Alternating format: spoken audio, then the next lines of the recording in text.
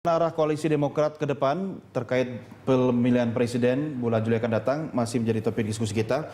Pak Marzuki, kalau misalnya konvensi ini akhirnya memutuskan mengumumkan siapa yang menjadi calon presiden dalam tanda petik yang diusung oleh Partai Demokrat, apakah ini membuktikan bahwa Demokrat masih punya figur? Ya, kalau kita memutuskan ya siapa yang elektabilitasnya tertinggi di Partai Demokrat dari konvensi ini untuk maju sebagai capres, tentu harapan kita itu akan menang dalam kompetisinya. Yeah. Tetapi kalau kira-kira kita usung kemudian kalah dalam kompetisi pilpres, kayaknya hanya menghabiskan waktu, tenaga, pikiran, dan itu kan tidak... Dan mengurangi gengsi juga nanti ya. Ya, tidak worth it lah menurut saya kan. Yeah. Nah, hitung-hitungannya tuh yang pertama betul-betul mampu membawa bangsa menjadi lebih baik. Yang kedua, ya hitung-hitungan itu harus menang.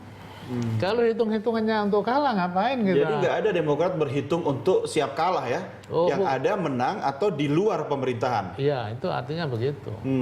Ini sama dengan PD Perjuangan dulu, Mas Arya. Dan saya kira begini ya, Demokrat sebenarnya sangat sadar ya bahwa posisi elektoralnya itu tidak memungkinkan dia membentuk koalisi. Pertama, legitimasinya rendah karena ada penurunan suara sekitar 10%. Yang kedua, tidak ada justifikasi yang kuat karena partai peserta konvensi, calon peserta konvensi tidak mendapatkan apresiasi yang besar di masyarakat. Demokrat sebenarnya sangat sadar itu, makanya tetap mempertahankan konvensi karena ini menyangkut gengsi tadi, seperti yang tadi yang saya bilang. Berapapun biayanya. Tetapi ya berapapun biayanya, tetapi juga Demokrat memikirkan opsi lain. Opsinya bisa ke Partai Golkar atau Partai Gerindra. Tetapi Demokrat tidak mau ujuk-ujuk dibaca berkoalisi dengan Golkar atau dibaca berkoalisi dengan Gerindra. Tapi kan konvensi ini kan bisa dijadikan mekanisme oleh Demokrat juga untuk tetap mencari figur calon presiden walaupun nanti dalam koalisi bersanding sebagai cawapres. Ya, saya kira itu iya karena dengan memilih orang yang tepat di konvensi itu menjadi daya tawar yang kuat juga sebagai cawapres misalnya. Sekarang makanya Demokrat bersikap abu-abu ya. Karena dia tidak ingin terbaca dekat dengan Partai Gerindra, juga tidak ingin terbaca dekat dengan Partai Golkar. Makanya pada saat yang sama ketika dia seolah-olah dekat dengan Gerindra, dia kunci Partai Golkar.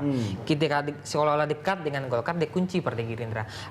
Agar nanti di last minute mereka bisa langsung switch ke Gerindra atau ke Golkar atau bahkan ke PDI Perjuangan. Peluang di antara Golkar dengan Gerindra itu lebih menguntungkan atau lebih membuat Demokrat akan tetap berada dalam pemerintahan dibanding misalnya dengan PDI Perjuangan atau malah di luar pemerintahan sama sekali kan? Tetapi saya lihat kalau dia akan pilih Golkar dengan Gerindra, dia akan pilih Gerindra. Kenapa? Karena Golkar ini sangat cair ya. Di 2009 meskipun mendukung JK Win sebagai calon presiden, tapi ujung-ujungnya mereka dukung Partai Demokrat, Pak SBY gitu ya.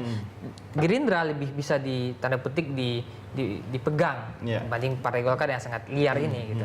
Emang chemistry-nya dapat Pak dengan Gerindra? Ya, saya kira antara ketua dan pembina Gerindra Pak SBY saya kira sama-sama satu angkatan ya, pasti ada chemistry yang lama terbangun.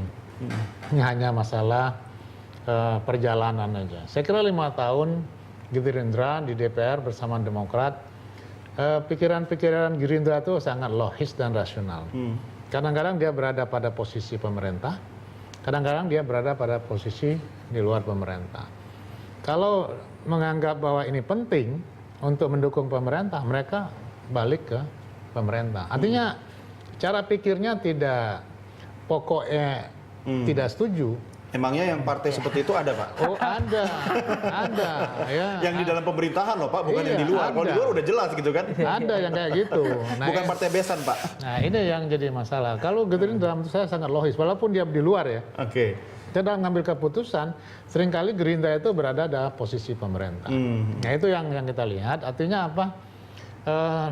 Secara kalau saya hitung-hitungan profesionalisme ya, di dalam menjalankan kepentingan bangsa dan negara, Gerindra ini masih bisa diajak bicara.